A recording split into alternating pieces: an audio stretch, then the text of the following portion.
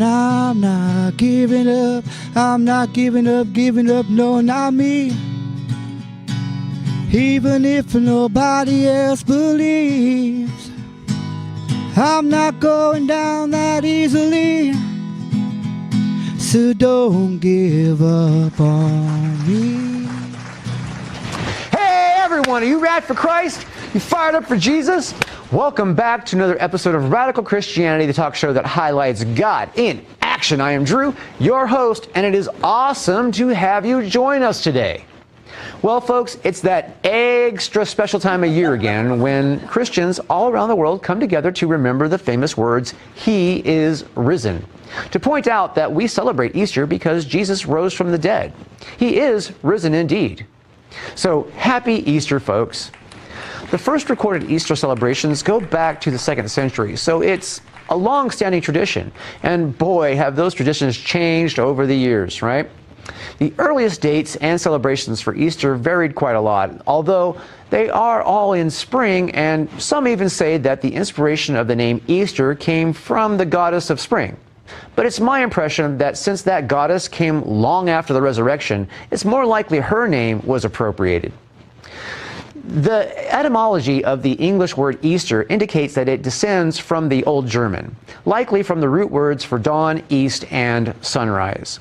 So it's no wonder that now the holiday is associated with eggs, which represent the Trinity, the shell, the white, and the yolk, which isn't a perfect analogy, but if you think of Easter as the start of a new life, then eggs sort of work. And let's not forget the Easter Bunny.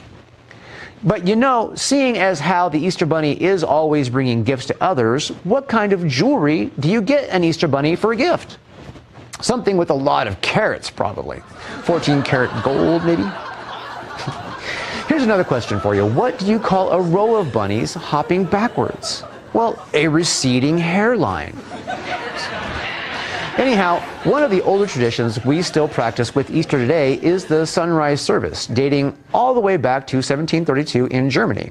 The symbolism relates to the discovery of Christ's empty tomb at dawn. At one of these oldest sunrise Easter celebrations in the United States, over 300 horn players alone will be in attendance, essentially waking up the community to Jesus. Yikes, who needs a rooster when you have the Moravian Easter celebrations, right? Churches across the nation are having egg hunts, but one church in Illinois is marking the occasion in one impressive move, dropping thousands of eggs via helicopter. Faith Lutheran Church of Aurora sees the moment as an outreach opportunity, as it draws around 1,500 people on the Saturday before Easter. Another church in Kentucky dropped around 200,000 eggs back in 2022. Wow, it's like Easter Bunny meets a piñata or something, right? Well, this particular episode is also important to us here at Radical Christianity because it's our 100th episode. Thank you. Thank you. It's been a real joy for myself and the team here on the show. It's also marking our 2-year anniversary. For the last 2 years, we have been bringing you Christian comedy and interviews every week, hopefully making you laugh and maybe cry along the way. Some of those testimonies have been real tearjerkers. I mean, I've cried right here on the show. So we are taking a well-earned few months off to regroup and get a fresh start on our next season. Until then, we will be re-airing some of your favorite episodes each and every week here on Thursdays at 5 p.m. It would be excellent to have you join us. Until then, here's another joke for you. What happened to the Easter Bunny who was fighting at school? Well, he got expelled. All right, everyone, that's it for now. Tell me, are you rad for Christ? You fired up for Jesus? All right.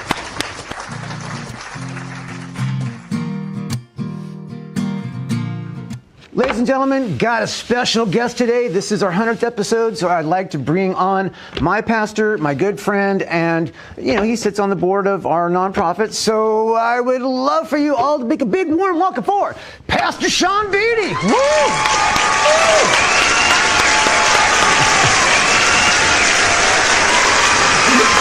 Welcome. Please have a seat. So, welcome back to Radical Christianity. 100th episode. Yeah, I know, 100. Congratulations. Yeah. You know, I remember when you were pitching this, and I thought, you're crazy. Yeah. And congratulations on all the success, man. Like, who knew 100 episodes later, there's been a lot of work put in this, a lot of blood, sweat, and tears. And you've been like grinding, building a following. It's I'm very impressed. Congratulations. Well, thank you. I don't take any credit. If it was just me, it wouldn't work. Yeah. You know what I mean? I got some great volunteers. Yeah. But, you know, there's good people. Yeah. And God's had his hands on it. You know, every time I've tried to back away or find an excuse to quit doing it, God said no. Yeah. I mean, the audience understands, like, there's like all kinds of work that goes into getting this pulled off. And then, like, you know, you've got people on camera, people on audio. There's all kinds of tech work going on during the show, and then post, all of it. There's a lot of work, a lot of people. So it's really a testament to a great team. And I've been blessed with some really good volunteers. Yeah. So you know, that's a great thing. So yeah. So you know, this is good. We're going to take a little break and then come back around, give us some time to feed content into the general ether. Yeah. And then we'll come back strong. 100 episodes, man. Like, yeah, the well's probably running dry. You need to fill that thing back up, right? The creative well. My well's pretty dry. Yeah, I get it. So that's cool, man. Know? Yeah. I mean, you do get it. I mean, you do services every Sunday. So, yeah. I'm actually going on a sabbatical in May and June. Okay. So, and it's for that reason. You know, I've been a pastor almost 30 years, and never done that before. So I'm gonna take 6 weeks and just do a deep study and just kind of refill the kind of spiritual well. Right. Because, you know, when you're producing content, right? I mean, I'm preaching and I'm teaching, but it's very similar. It's a similar it's a creative endeavor. Right. And it takes a lot of effort and a lot of consuming content to give out content. Yeah, and preparing a sermon, you know, that actually is probably, you know, difficult in its own way. You know, I mean, we have a monologue to produce, you know what I mean, but it's only 5 minutes. You gotta cover a 20-minute sermon, and it's gotta be like, you're gonna have everybody and their brother scrutinizing everything word you say real time, because first service, you're gonna come out and you're gonna say it, and then by the time you get to second service, you're gonna have to, like, have heard a whole bunch of critiques probably in between. Yeah, you know, well, one, it's 40 minutes, which is great. It's much longer. But I will say this. I think creating a monologue, right? You're creating a monologue ex nihilo from nothing. Like, that's an incredibly creative process where I, at least every week, have a text that I'm tied to in the Bible. You know what I mean? A passage in the Bible. So, like, I have the topic already. Like, I just need to, what does it say? How do I present this in the most relevant way? So I have a lot of admiration for just, like, the creative endeavor it takes to do what you guys do here. It's really cool. But as far as a sermon goes, yeah, there's some critique. Most people are pretty happy with it. And I have help on my monologue where you have a writing team, right? Yeah. I don't have a writing team, but I do actually. I have people that, so our church has a Bible study that goes with every sermon. Oh, okay. And there's a team of people that work on that Bible study. So I usually meet with them on a Tuesday, and we talk about where I'm going, and they ask all kinds of questions, and they'll give me insight into the text that they've been studying, and many of them have seminary degrees and are, you know, very educated people. So it's super helpful. Right. You know what I mean? So I think they call it the Medici effect, right? Where multiple points of light on one thing, it illuminates it, it makes it clearer, it makes it brighter, right? Just like in the studio. I mean, you guys can't see it, but there's lights everywhere in here that make everything clear, so there's not shadows. Right. Right? Yeah, because hard shadows take away from, you know, well, if anybody understands cameras, you know, the hard shadow will create a visual effect so that things like his white shirt will become so bright you can't look at it anymore. Yeah, I'm like a floating head. Yeah. But you know, I remember, like, when I was starting out and I was pastoring a small church, like, you're it. You know what I mean? So there's no team, there's none of that. You're just there trying to get it done, trying to build a team. But 100 episodes of radical Christianity. Who would have thought? And here you stand. So here's 100 more, right? Yeah, we have the ability to say God's in control, having the ability to take the worry off the best that we can and give it to God. And if we didn't have those abilities, something like this could choke us out and kill us. Yeah. All right. But so sabbatical in May and June. Yes. Yeah. That's going to be good. My wife and I are going to be going to Japan. We're going to Tokyo and then to another province. And are you going to go? If you go to Tokyo, you're going to go to Disneyland Tokyo. We might. I don't know. You need to. Just so I can ask you about the things that I've been dying to see. If I go, I'll come back on and tell you. I'll show you. Yeah. We'll show pictures. Excellent. Yeah. So we'll be doing that. We have some friends that live there. They're missionaries. They have a crazy story, actually. They went to Japan to do relief work after the tsunami in 2007. Yeah, the one that really wiped everything out. Yeah. So they went, and then they came back again in 2010 to help with more relief work. And while they were there, they were like, we really love this place. Like, they just felt their heart kind of knit to it. Mm-hmm. So they made the decision there. They're like, we're just going to live here.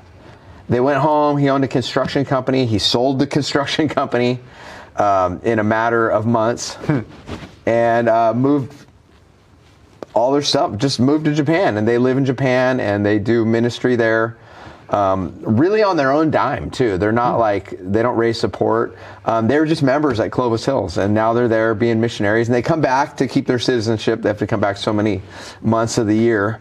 And so I'm going to visit them and see what they do for the first time. Wait, so if they stayed there, they'd lose their citizenship here? Their U.S. citizenship, yeah. You have to keep it's. I don't know how it works. Yeah, I know our missionary in the Philippines.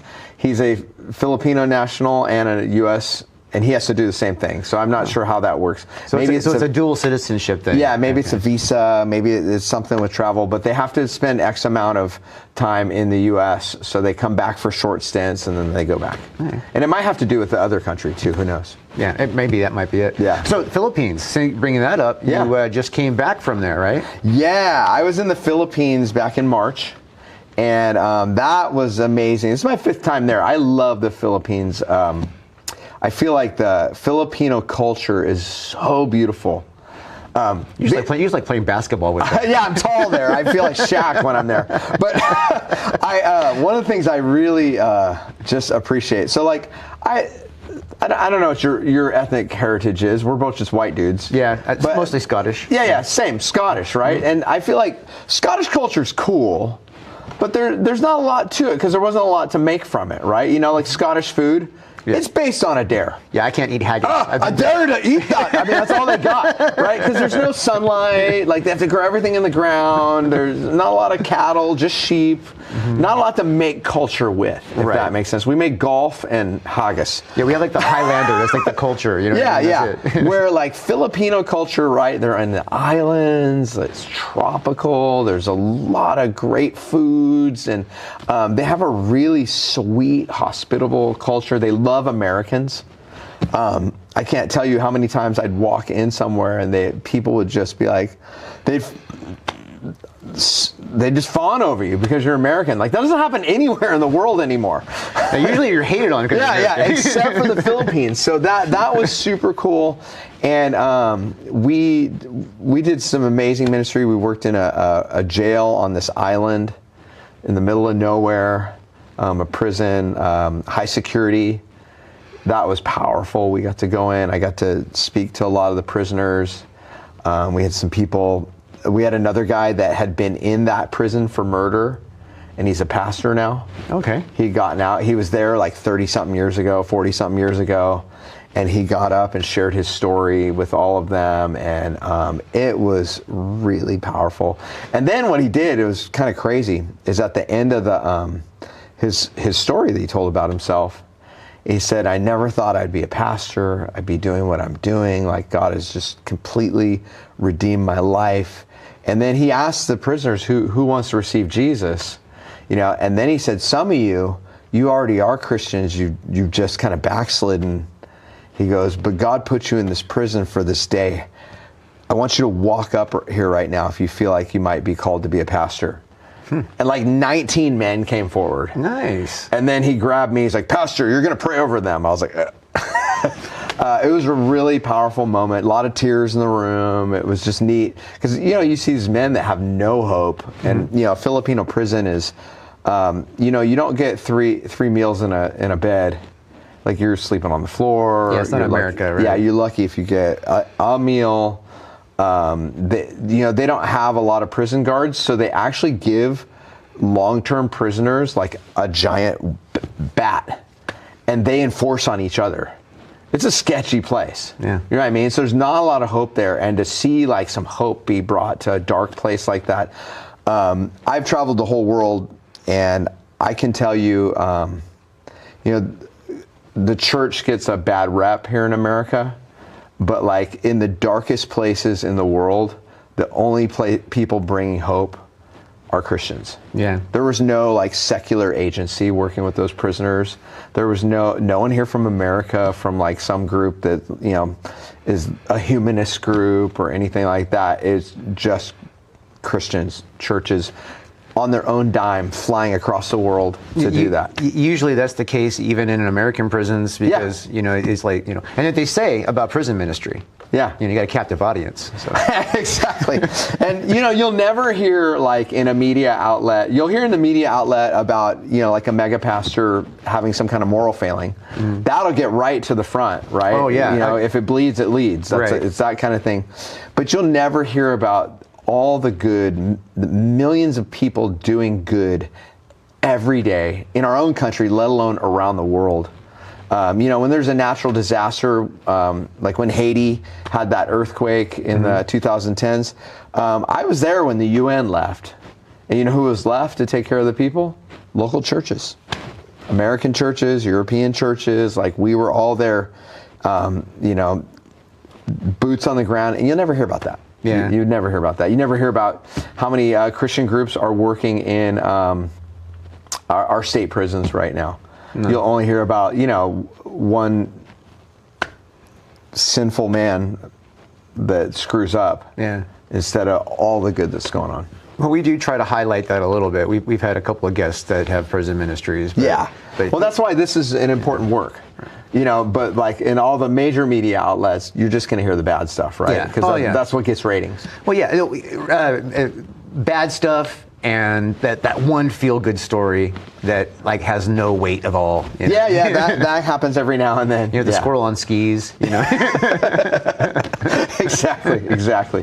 So the Philippines was great. The food was great. There was great ministry.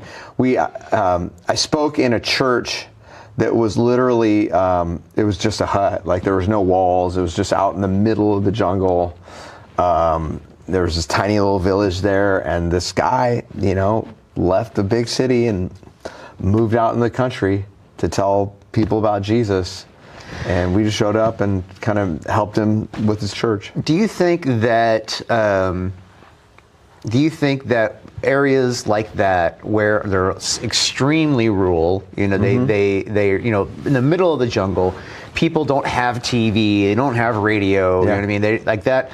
Do you think God works better there because of that? Because there's not the worldly influence as much? I don't know if it's better. He works differently. I think you see the supernatural more in places like that.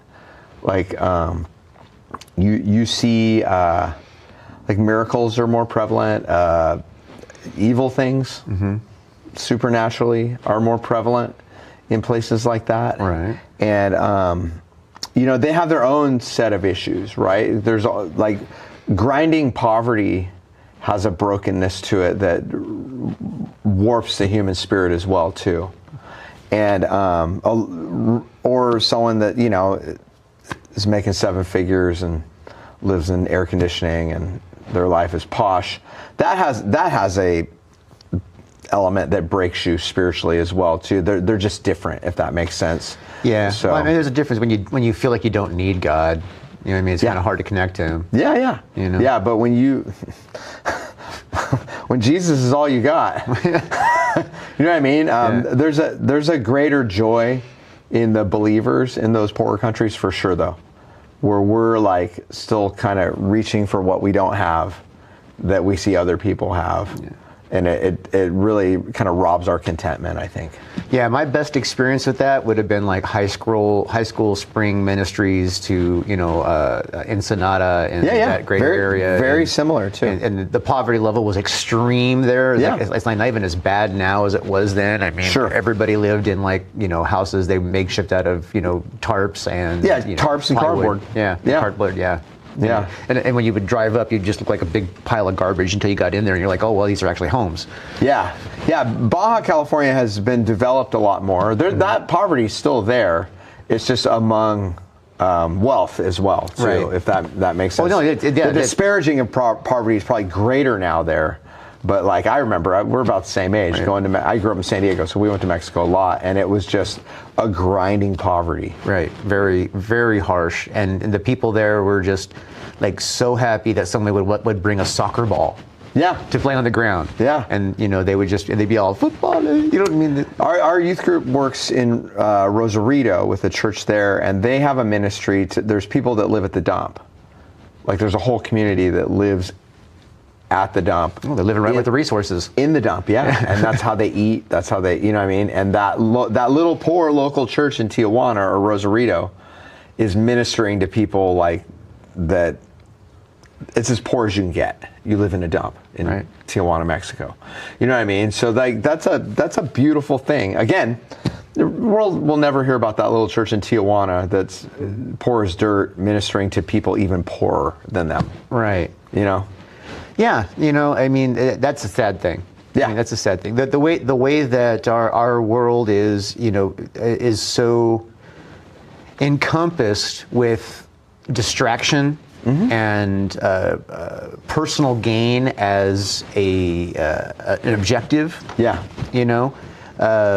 and it's designed that way even for those people who don't want to be like that, which is horrible because, even if you're like not a greedy person and you really don't care about that stuff, but you still got to pay your bills. Yeah. Maybe you got kids that you want to make sure they go to college. Yeah. You know what I mean? It's like you're like engrossed in it. Yeah, yeah. The system I live in feeds it.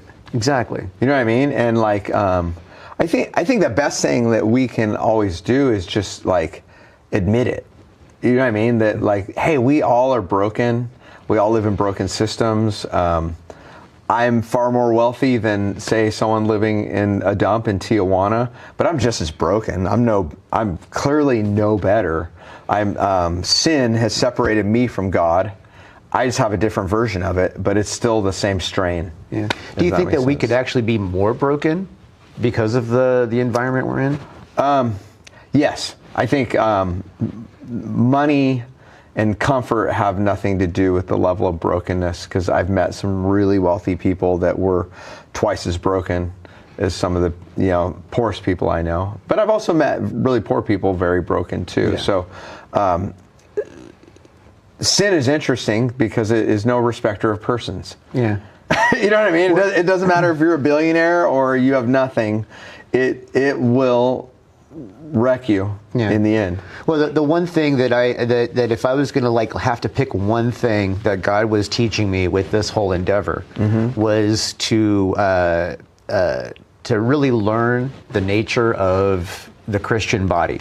Yeah. You know what I mean? I went into it expecting there to be a lot more of like gung-ho Christians that are all about, service and all about giving and all about the love of Jesus. And I found that it's really they're a lot more scarce than I expected them to be. There's a lot of people who are like, oh yeah, I'm a believer and I go to church and I do my tithe and that kind of stuff, and they're very play it right down the middle.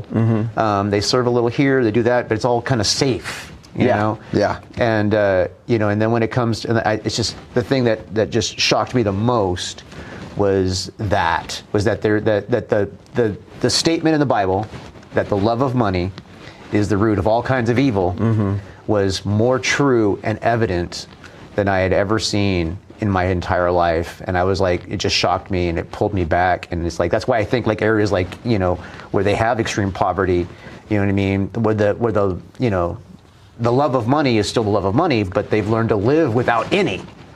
Yeah, I think what it is at least in my experience, is when you go into like poorer places like the Philippines or Africa or, you know, rural Mexico, where, you know, Latin America.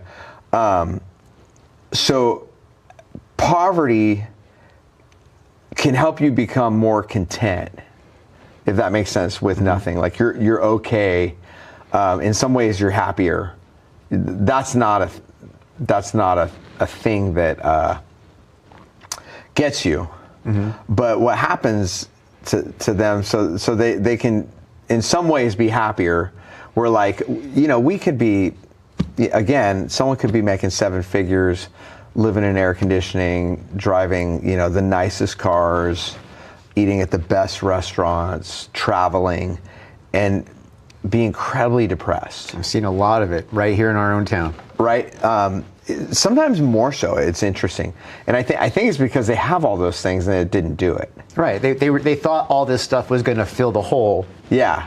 Where when you have nothing, the dream is that one day you could get that and it would make your life better. And don't get me wrong, like, I'm sure, you know, I would love to make 7 figures and have the nicest cars and eat out every night, and you know what I mean. But like, I also have seen both sides of it, and I know that's not going to make you happier. It's going to make you more comfortable. That's about it. Right. And being comfortable isn't always what's best for you. I think, like, our bodies and our souls are designed for to have some resistance, some trial, some of that. Yeah, I think that, you know, like, the people that seem to be, you know, comfortable are the ones that are not they're not pursuing great wealth. You know what I mean? They're just they're like, you know, I got a home, I got, you know, my kids are fed, we're fed, we got a decent job, we got, you know, got the income, we got a little bit of savings, you know, we're able to, you know, take a vacation here and there, you know, and, you know, although I see the other side of that, where there's also a quiet life of desperation in the mix of all that. You know what I mean? Yeah. Yeah. So. Yeah, that kind of middle class suburban life. That's where I live. I mean, that's kind of, you know, like, I'm a pastor of a fairly large church, but like, I live a very middle class suburban life. And sometimes, like, what happens though is we're just trying to hold on to that. Right. And we forget, like, that's not the thing that's making us happy. Right. You know what I mean? But we're holding on so tight to it, like we forget to reach for God. Yeah.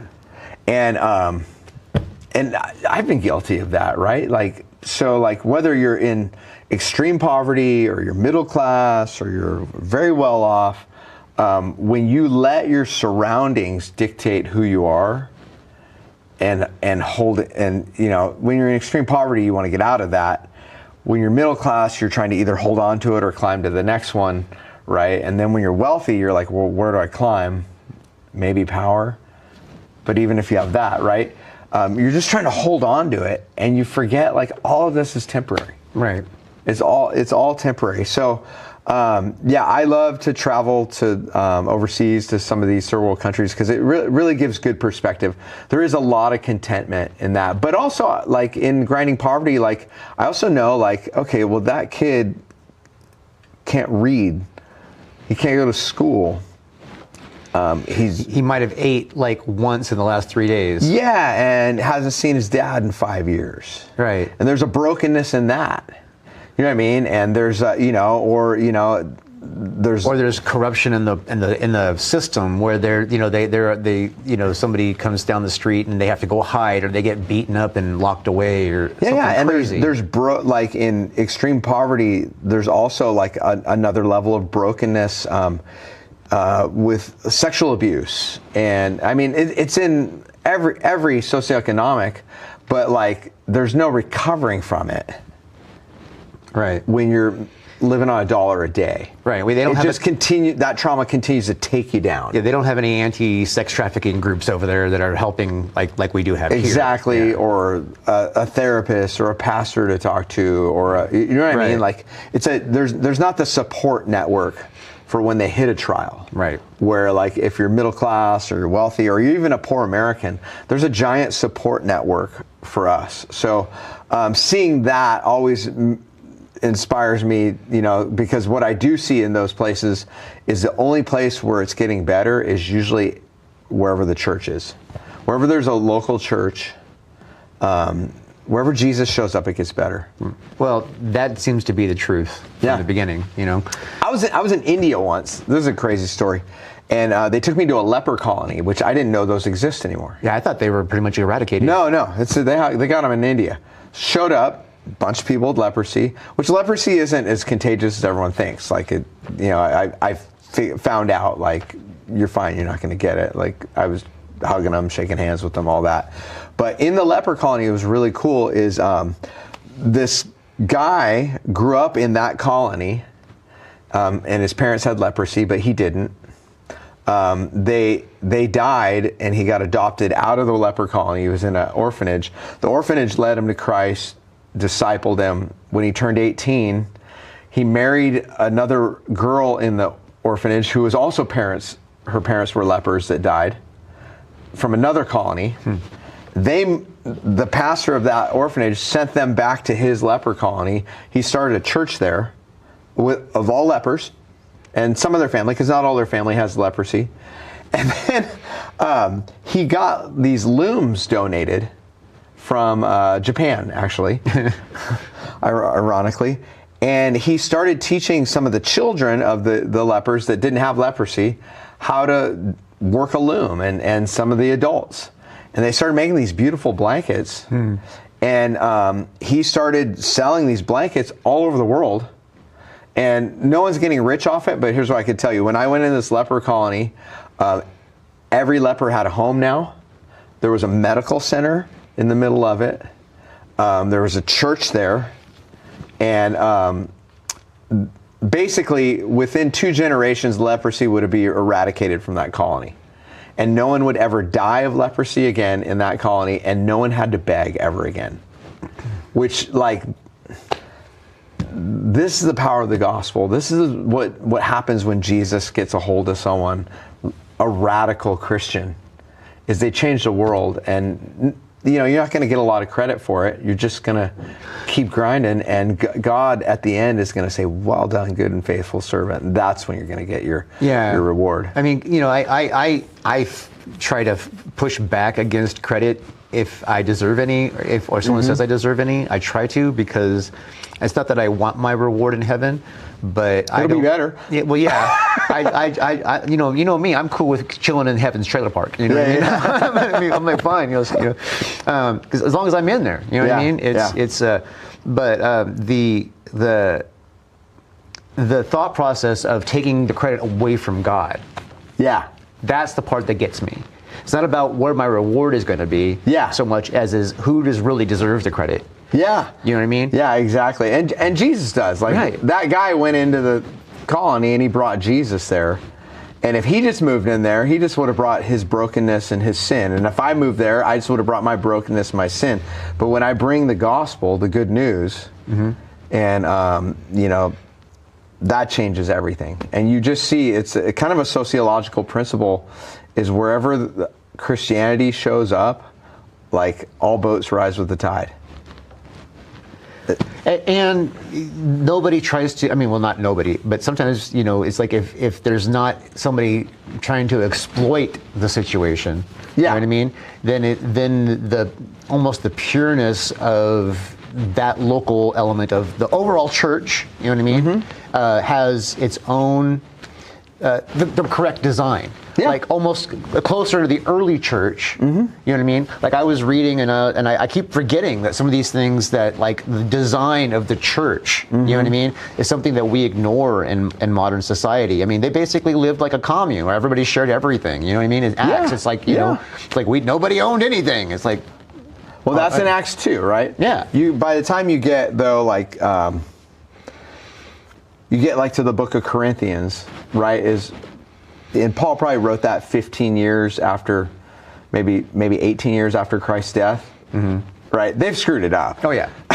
You know what I mean? The book of Corinthians is basically a giant letter from Paul saying, stop it, cut it out, you guys. So like every church is tainted. And when we say church, we're not talking about the institution of the church. The church is the people. Right. Right? And it's run by sinners like me, you, like all of us watching. Yeah, so our audience knows, because I do quote the go be the church. Yeah. Which is, and this is, for those of you who haven't picked up on it, this is Pastor Shawn Beaty from Clovis Hills, who I'm always mentioning. So. Yeah. And when it comes down to it, like even the Acts church was flawed, but somehow God uses it. Mm-hmm. He uses all of us in our brokenness, and even the Christians we don't like, he's still using them. And that's a crazy thought. So it's, to me, I always believe like the local church, not like the denomination, the Baptists, the Catholics, none of that. That's fine. There's nothing wrong with that. But like the local church really is the hope of the world. Mm-hmm. It's God's plan A through Z to bring the good news to the world. The thing that's become really clear to me is that, the reason why, like, the best work that's being done gets no credit is because you have to give the credit to God. Yeah, because we just we'd screwed up. Yeah. I mean, any time you see, like, Christians getting, like, a lot of credit, it seems to be, like, this overly corrupt, environment, televangelical, Sure, or like, now it's like Christian influencers. Right. And like that, like ultimately, like, or the mega church where the pastor gets destroyed. You know what I mean? Yeah. I'm reading a book right now called "From Platforms to Pillars" by a guy named Mark Sayers, and his whole premise. And he has a big platform. He has a pretty big podcast. He's from Australia, but he's pleading the case that like the platform.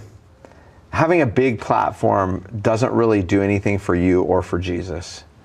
But when you become a pillar and you just keep doing the right thing over and over 20, 30, 40, 50 years, the impact you have is a billion times more powerful than the person that has 500,000 followers on Instagram or TikTok. Right. That, gets up every day and makes 5 reels and puts them up, and people consume it and walk away. But the guy that, faithfully worked in the leper colony his whole life, he's a pillar. He's a pillar in that community. It collapses without him, right? And Mark Sayers' whole point is, like, as Christians, let's stop working on building our platform. That's not helping Jesus. And just become a pillar. Right, and I love that. So that's kind of, I like that. That's a great analogy. It's a great axiom. It's something I want to live by. Yeah. So before people start tuning away, let's talk about Easter. Yeah, Easter's coming up. Yes. That's right. This is going to air right before Easter. Yeah, this will be airing on the 17th, and Easter's the 20th. Is that Wednesday? That'll be Thursday. Thursday. Okay. Yeah. So at Clovis Hills, we have all kinds of Easter services. I think if you total all of our campuses up together, there's over 20 services that will go on that Sunday. Not to mention a giant Good Friday service we do at our North Campus. So we have services. If you go to clovishills.com, there's services there. You can watch online. You can watch live online. We don't pre-record it. We just go live. And if you have a regular church that you go to, it's okay. There's a sunrise service. You can show up at 6 a.m. Yeah, if you have a regular church, go to that. Support that church. Be part of it. I just said the local church is the hope of the world. And I'm not trying to build a platform. You know what I mean? I'm trying to be a pillar in our community. But if you don't have a church, like, we have a great one that you could become part of. And if you come and you don't like it, come tell me. I'll help you find one that you do. Because there's one out there for everyone. Yeah, I mean, I had a hard time finding a church, and luckily I got yanked into Clovis Hills completely sight unseen, and it ended up being where I fit in the best. Yeah, well, I always I tend to say, hey, welcome to Clovis Hills. We're the Church of the Misfits. My name is Shawn. I am your chief misfit, right? So yeah, you walked in probably and went, "Oh, these are my people," right? Yeah. Well, I mean, we're not we're not crazy or insane or anything, beyond normal, but we tend to be a little bit more radical. Yeah. As a group, as a body, Yeah. So at the Hills, we call it the Hills because it's not just in Clovis, right? Yeah, there's Tulare Street campus, which is downtown Fresno. There's the Old Town campus, which is in the Old Town Clovis on Sunnyside and Fifth or Bullard, whichever you want to call it, because it changes right there. That's true. And then we have what's that? Way out there in the Bay Area now. Oh yeah, in Novato, in Marin County. And we have Selma. We have the Hills Selma. And then now the new one. Yeah, we're going to be launching one in the foothills of the Sierras called the Hills Auberry. So that's a lot of fun. But at those churches, we have a saying, an axiom, and it's a value of ours called open acceptance. And what it means and why it feels radical is because we say God doesn't care where you've been, He cares where you're going. And we really live by that. So like you see people walk through the doors of our church who are not Christian yet. And they feel quite comfortable there, being not Christian. Yeah. Right? But then we also have people that are deeply committed to Christ there, and they feel comfortable being there. So we've created a church where someone who doesn't like going to church actually they feel they're having a great experience, and they're being exposed to Jesus. Where other churches are great, but they have more of a no, we're here to really minister to our members. And that's beautiful too. That's just not who we are. We're here for those that are outside of our church, that we want them to experience Jesus because we feel like that's really important. So probably our posture is a little different than your average church. And that's why it feels radical. Yeah. Well, yeah. And I mean, there's measurable result from the way that church is done. You know what I mean? I've been to a lot of churches, and this is the only one where we have services and regularly anywhere. I mean, it's honestly it's actually rare that nobody comes down to accept Jesus. We at one of our campuses every week, at least one person is going to accept Christ. Right. We found. I don't know what streak we're on, how many weeks in a row it's been, but there's always someone accepting Christ on a weekend at one of our Hills campuses. And the one you attend, the North one's the biggest one. So there's almost every week there's someone that comes down there that accepts Christ. Every once in a while I see a service where no one comes down. Yeah. Every once in a while, and it's usually first service. And yeah, it's all Christians in there. It's all hardcore people at that one. But overall, I mean, I have been sitting there and I've watched, where 15, 20 people come down on the same Sunday. Yeah, those are wild, man. And you can't predict it. I see your head spinning around. You're like, it's funny. There's times where I'm preaching it and I'm like, this one's not very good. And then they come in mass. And then there's other times where I've been like, oh, this is it. And you might get 1 or 0. So it's really, it's Jesus. It's the Lord. It's the Holy Spirit working in people's hearts. And we're just trying to be faithful and put it out there and hope He blesses it. Yeah. So if you don't have a place to go on Easter Sunday, get to clovishills.com and find a location. There's a lot, and if you're in the greater Fresno area, there's at least one really close to you. If you're in the Bay Area, there's one near you somewhere. That's right. That's right. Or if you need help finding a church wherever you're watching this from, get a hold of Drew. He'll help you. I'll help you. We'd love to get you connected to a local church because God could really do something great in you and do something great through your life. Yeah, actually, I know I don't talk about this a lot, but it's actually something that we do as one of our Happy to Serve services. Is you are looking for a church, reach out to us. I will help you find a church in your area.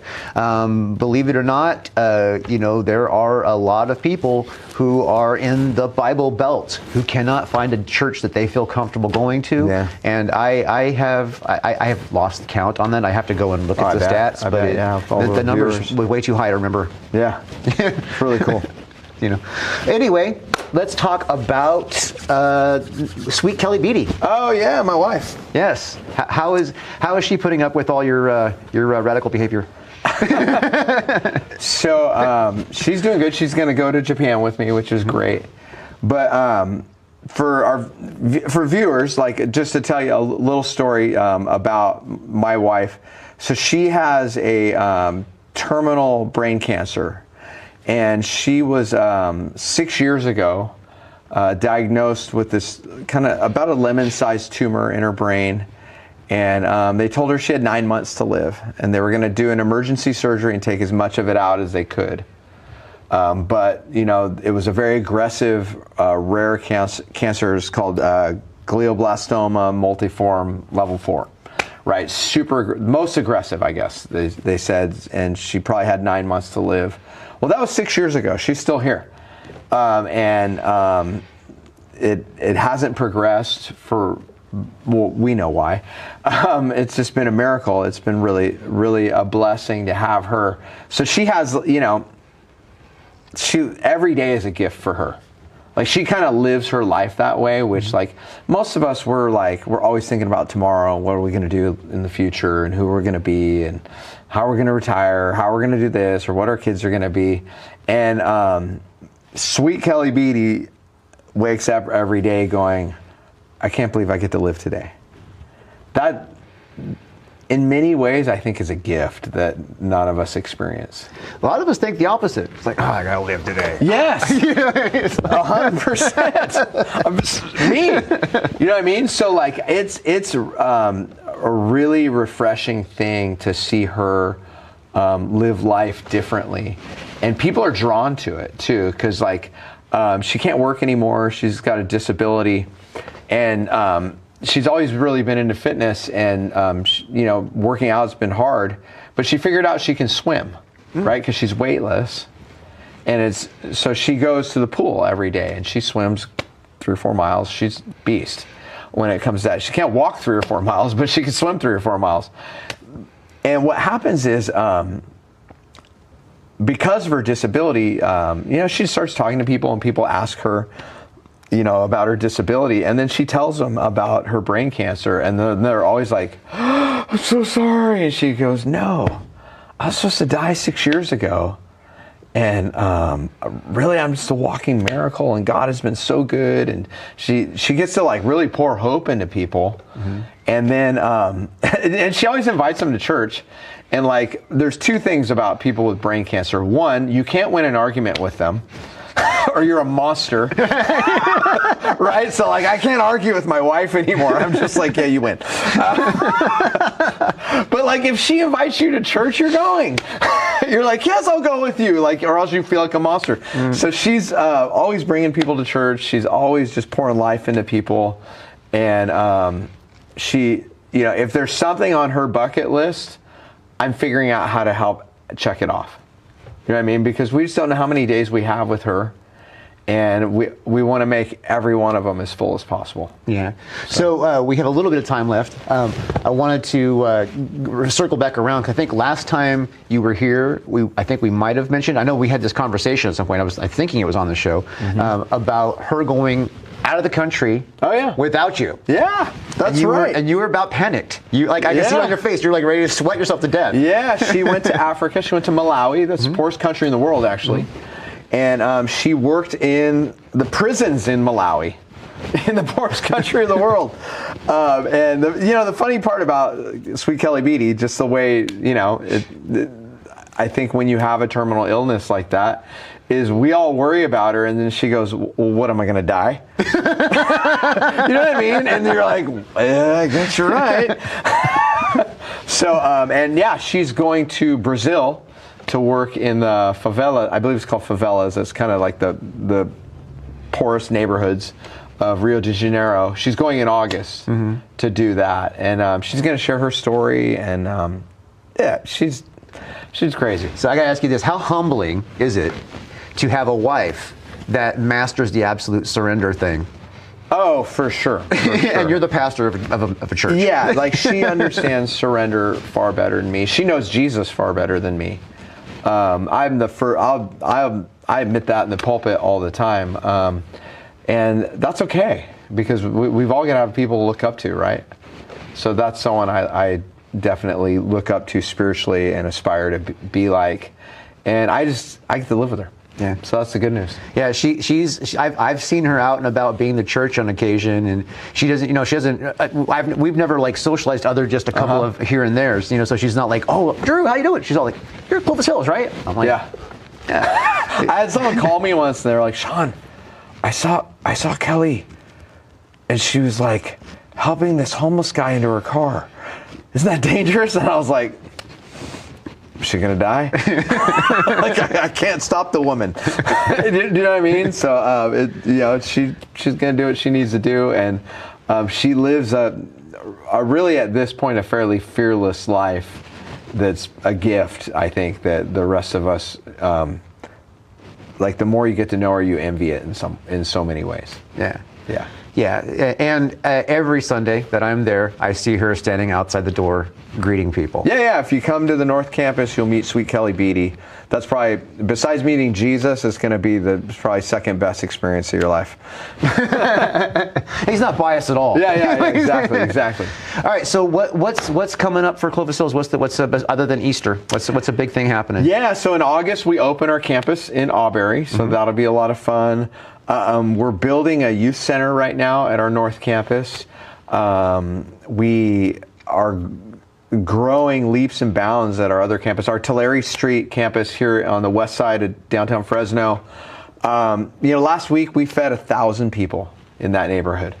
1,000 people were fed groceries for I think 400 families. Just some really good stuff happening. We're partnering actually with another church here in town, Cornerstone Church. Feeding Cornerstone Church is another great church in Fresno. Like if you live downtown, if you're not going to go to Tulare Street, Cornerstone is legit. There are people who drive from out of town to go to church at Cornerstone. Pastor Jim Franklin is a force of nature and an experience. He was a great guest. Yeah, I'm having lunch with him tomorrow. So we're partnering with them in really doing some food ministries in the poorest neighborhoods in the city.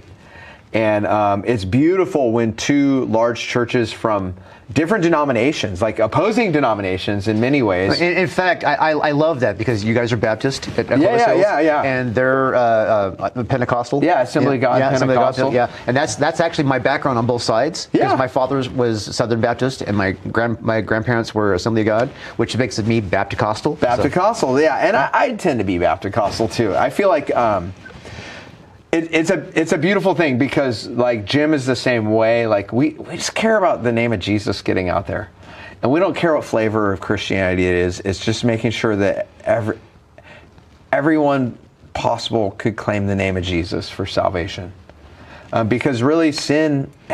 The Bible says, "For all have sinned and fallen short of the glory of God." All of us have. You, me, Mother Teresa. Everyone has sinned, and being good doesn't erase the sin. Doing good deeds doesn't erase the sin. Feeding the poor doesn't erase the sin. Nothing erases the sin except Jesus. And God saw us in that predicament, and He sent Jesus to live the perfect sin-free life that I couldn't live, that you couldn't live, right? Yeah. And Jesus erases the sin, but the sin still exists, but it's already forgiven. Yes, and it's forgiven. So He died the death, and Pastor Franklin and I, we're on the same page. We just want people to know who Jesus is. We don't care about the flavor of church. We're about Jesus. So we partner together on things. I preached at his church. He's preached at mine. And I would hope there'd be more churches doing stuff like that. Yeah, there really should be. Obviously, it takes a certain kind of person who wants to, who's willing to stand in front of a lot of people and speak regularly, and sometimes that turns out into a negative, which is sad.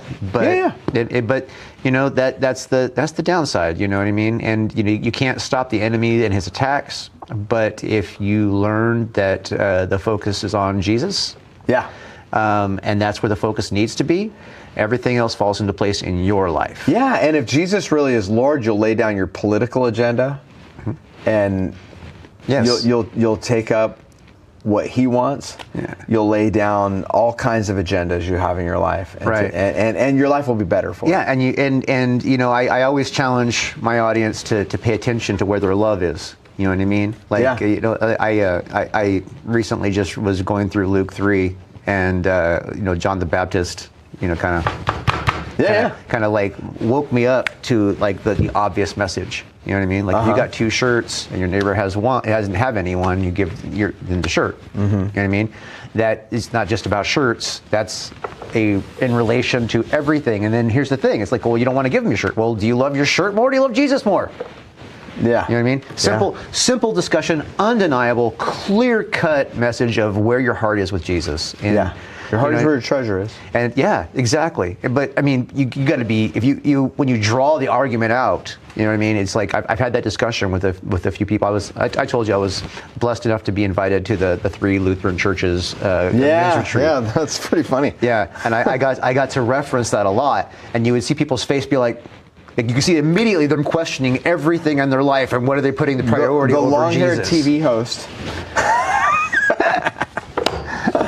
Yeah. Although I kind of think that might be, I know that it was part of God's plan, because of a lot of stuff that Lutherans believe in really hardcore exist in that graphic novel that's coming out, and I did not see that coming. God saw it coming way back. Oh, that's cool. Yeah. That's very cool. You know what I mean? So I see God's hands and stuff in retrospect. I can never tell what He's doing now. Yeah. But you know, it's enough to keep my eyes on Jesus. So. Yeah. So a lot going on at Clovis Hills. A lot of good stuff. We're excited for the future. It's a growing church. We went to 4 services at our North Campus. We just added a service. That was 4 services? Yeah, we Sunday. On Sunday. Yeah, because we have Sunday night too. So we have an 8 o'clock, a 9:30, an 11, and then a 6 p.m. service. I know. I've been there since we went to the services. I've been there working every Sunday. Yeah, I know. Like, I'm getting there at 6:30 in the morning and checking me out. Yeah, what's fun? You may not know this is that Drew, you know, is here in front of the camera.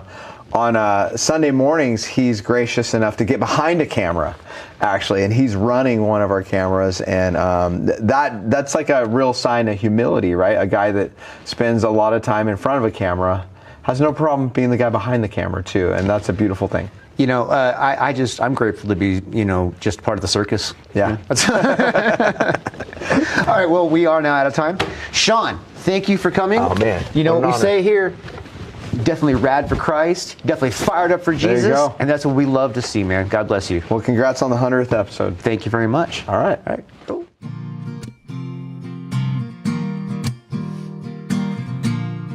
Ladies and gentlemen, thank you for joining us for another episode of Radical Christianity. We are so grateful that you took the time to join us today on our 100th episode. It's a big deal to us.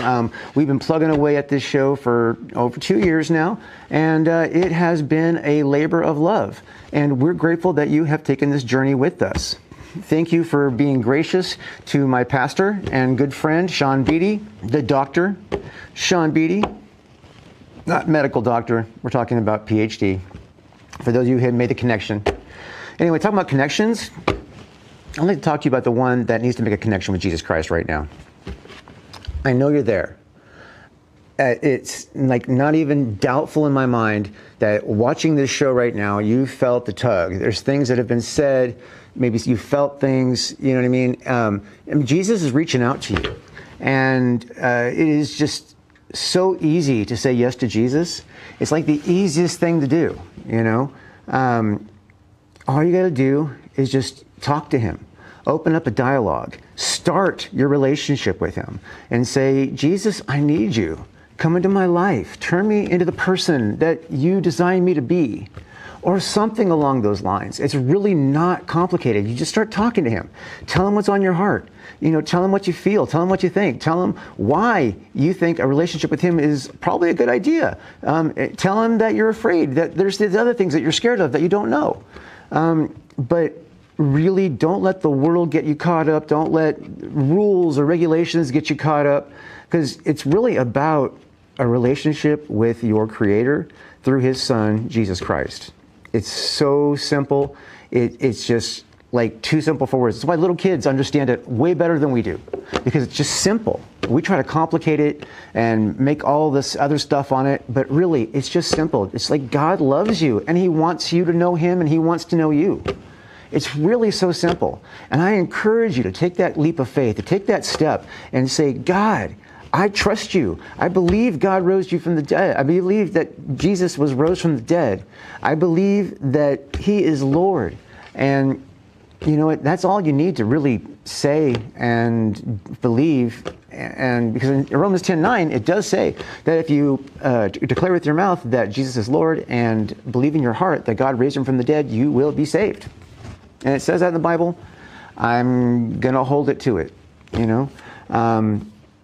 But really that verse is not like saying this is the rules. It's saying that this is the guideline. This is an example. You just believe that Jesus is real and what he says he is, right? And you declare with your mouth that he is Lord by calling out to him saying, you are Lord. He is Lord. I need him more, right? The relationship's going to start. And then talk to him. I cannot emphasize how important it is to communicate with God when you have a relationship with him. I mean, imagine if you had children and they just, you know, only called you when they wanted something. You know? Does that sound familiar to a lot of people who are out there praying? You know, we don't just call on God when we want something. We say thank you for the tough times. We say thank you for the good times. We, you know, establish our relationship and foster it. That's what we do. And we can do that because of Jesus. It's so important that you just understand that Jesus is right there tugging, and you should just go with it. Just give it a shot. I mean, I've never known anybody to regret a decision of following Jesus Christ. So if you do, talk to Jesus and decide to become part of the family, we would love to know about it. And what you do is you go to our website, radforchrist.com. That's R-A-D, the number 4, Christ.com. And there's a form there. It says Got Saved. You just fill out that form, and we'll be able to send you a Bible and a little gift to show you that we are excited that you joined the family of God. Also on our website, there's an Ask a Question form. So if you have a question about the show, about the Bible, about our guests today, about our staff, you know, anything, you know, I mean, I make the joke about math homework, but seriously, if you have a question about your math homework, we will definitely make an effort. We may not get it right, but we'll definitely make an effort, because it's really not our forte, you know. I actually am good at math, but this whole like restructuring of math since I was a kid, it's kind of weird. So don't ask me to do your kids' math. Anyway, I want to say that, you know, we're really grateful for your time here. And we also, I almost forgot, we also have a prayer request form. Did I say that? No, I didn't. A prayer request form on our website. So if you have a prayer, something you need prayer for, something that's bugging you, something you want to just give to God, and you kind of want some reinforcement of other people praying for, maybe you're sick, maybe your mom's sick, maybe something's going on that you feel like you need prayer for, right? Maybe you're going through a divorce. Maybe your kids are sick. Maybe you have, you know, a disability in your family that's causing everyone tragedy. You know, maybe you have the list is forever, right? The list, I could tell that for all day long. I could talk about that. Whatever it is that you need prayer for, let us know so that we can talk to God on your behalf. Seriously, because we like to pray. And we're happy to add your needs into our list of prayers. Because, you see, this is the clear point. We are here to serve. And just one last thing. I want you to remember that Jesus Christ loves you, and so do I. Thank you for watching Radical Christianity. We will see you next week. And I'm not giving up. I'm not giving up, no, not me. Even if nobody else believes. I'm not going down that easily, so don't give up on me. It's a mystery.